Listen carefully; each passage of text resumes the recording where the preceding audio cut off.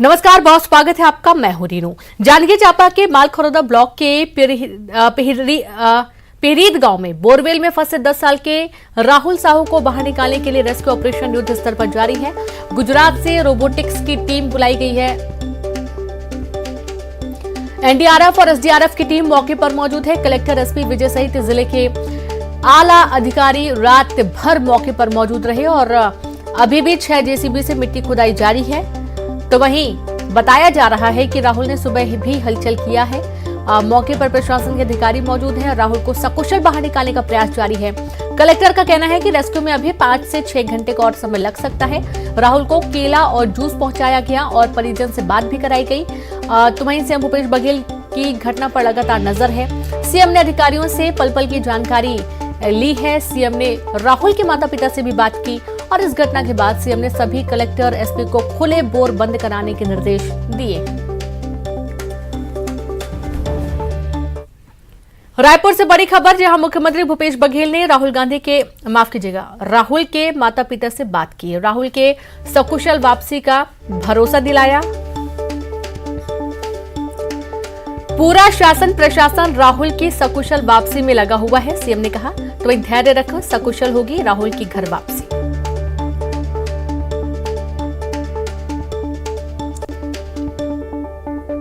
लगे हैं जो कि एसपी, कलेक्टर, सब अधिकारी, कर्मचारी, जितना एक्सपर्ट है सब लोग लगा के रखे हैं, है ना। और उम्मीद करता हूँ कि ठीक हो ही और सकुशल ऊपर आई हो, बाहर आई, है ना। ठीक है सर, आपके निर्देश पे गुजरात से जो रोबोट वाला है सर। हाँ हाँ हाँ। मैंने बना लिया है। अच्छा। अरे ये उसी के घर के बोरवेल है। ठीक है सर, उसी के घर से बोल रहा हूँ सर। ये बच्चे की मदर है सर, वो आपको मसले करना चाहिए। हाँ उसका तबीयत थोड़ा नहीं है, हाँ। लेकिन थोड़ा सा सर वो पापा है। अरे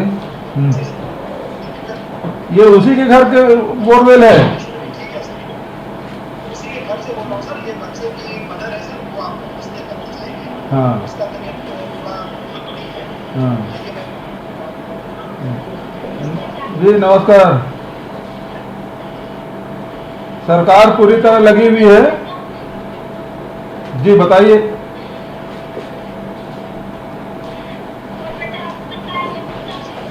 पूरे लगे हैं कलेक्टर, सब अधिकारी, कर्मचारी, जितना एक्सपर्ट है सब लोग लगा के रखे हैं। नहीं लगे चाचा, लेकिन फिर भी एक घाव होता है, कुछ मदद कर दे चाचा। ऊपर आई हो। सर, आपके निर्देश पे गुजरात से जो रोबोट वाला है सर, उससे बात हो रही है सर, और उसको मैंने बुला लिया है। तो उम्मीद है कि वो दोपहर बाद शाम तक जो भी फ्लाइट कनेक्टिविटी उससे आ जाएगा।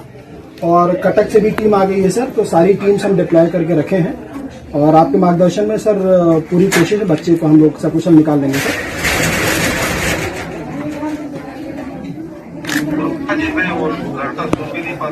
हाँ जी सर, वही थोड़ा सा तकलीफ है सर, और उसी कारण रस्सी से निकालने में दिक्कत जा रही है। और सर पूरी टीम सर, एसपी साहब भी, एसडीएम से लेकर सब लोग पूरे जैसी सूचना मिली है।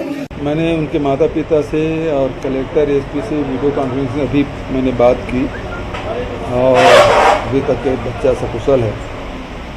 लेकिन जो खुदाई कर रहे हैं, क्योंकि बच्चा सुन नहीं पाता, बोल नहीं पाता, और घर के ही जो ट्यूबवेल खुदाई किए थे उसी में गिरा है और निकालने की भरसक कोशिश हो रही है। गुजरात से भी टीम, जो रोबोट वाली टीम है, उसको भी बुला लिया जाए, वो भी शाम तक के पहुंच जाएंगे।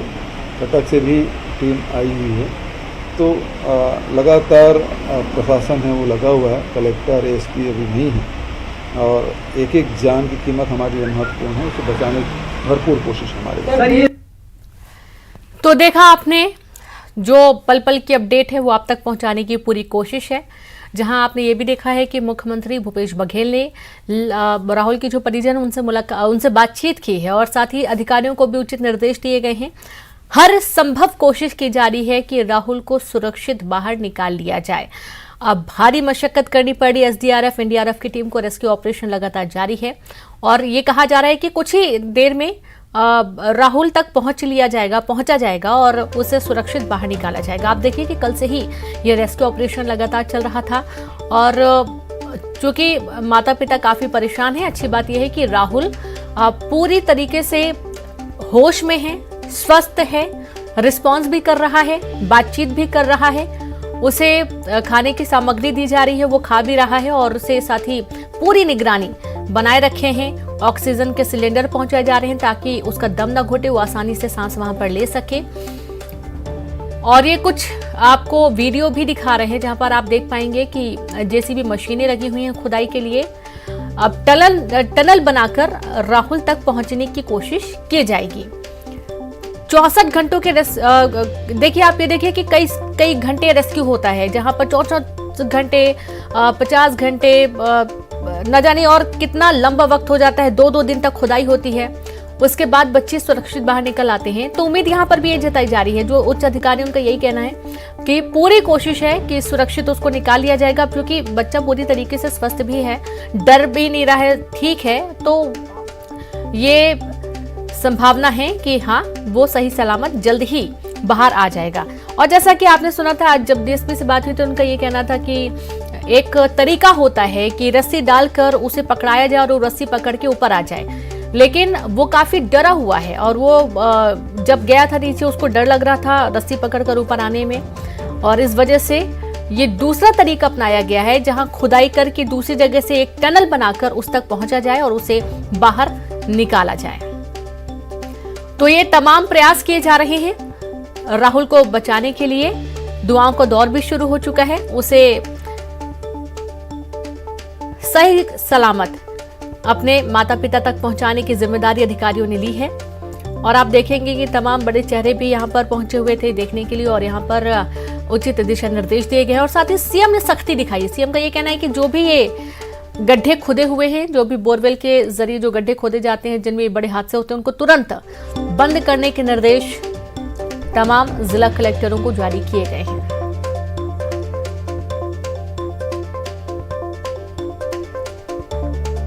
तो जो बोरवेल इस्तेमाल नहीं हो रहे हैं उनको तुरंत भर दिया जाए और कलेक्टर को सुनिश्चित करना है कि गाइडलाइंस का पालन किया जाए। जिला स्तर पर बोरवेल की जब खुदाई होती है तो उसके लिए अनुमति ली जानी चाहिए। जो तमाम सुप्रीम कोर्ट की तरफ से गाइडलाइंस हैं, इसे पूरा किया जाना अति महत्वपूर्ण है। तो घर के ही बोरवेल के गड्ढे में राहुल गिरा था और अभी भी वो फंसा हुआ है। और आपको हम ये भी दिखा रहे हैं कि किस तरीके से इस तरीके की घटनाएं लगातार देखने को मिल रही हैं। ये कोई पहला वाकया नहीं है जब इस तरीके के हादसे देखने को मिल रहे हैं। इसके पहले भी न जाने कितने ऐसे हादसे हो चुके हैं जब बच्चों की जान पर बनाई है। और सबसे अहम पहलू यह है कि कई बच्चों की जान भी जा चुकी है इस तरीके के हादसों में। तो वहीं कई दफा कहा गया है कि खुले बोरवेल यदि हैं, खुले गड्ढे यदि हैं, तो उनको तुरंत बंद करें। नैतिक जिम्मेदारी खुद की समझे कि आपके आसपास जहां भी ये गड्ढे हैं उनको बंद किया जाए, लेकिन ऐसा होता नहीं है। अब जो मौत के कुएं खुले हैं, आप वो भी देखिए जो आपको हम दिखा रहे हैं चित्र के माध्यम से कि किस तरीके से प्रत्येक राज्य की स्थिति बनी हुई है। और यहाँ पर आप ये देख पाएंगे कि एक हरियाणा हो गया और एक गुजरात हो गया, यहाँ पर सबसे ज्यादा ऐसे मामले सामने आते हैं।